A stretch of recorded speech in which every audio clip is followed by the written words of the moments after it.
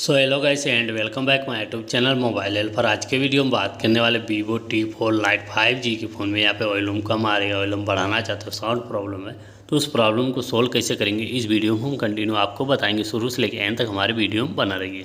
तो सबसे पहले फ़ोन की सेटिंग को यहाँ ओपन करना, तो आपके सामने ऐसा इंटरफेस शो होता है। थोड़ा ऊपर हल्का स्क्रॉल करोगे तो यहाँ पे देखने को मिल जाएगा साउंड एंड वॉल्यूम का ऑप्शन, तो इस पर आपको क्लिक करना है। जिसे यहाँ पे क्लिक करते हो तो आपके सामने ऐसा इंटरफेस शो होता है।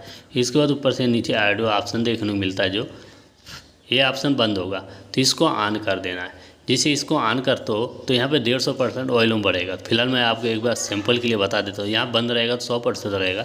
जिसे इसको हम ऑन कर देते हैं तो 150% यहाँ वॉल्यूम बढ़ जाएगा। इसके बाद और हम आपको आगे की जानकारी बता देते हैं।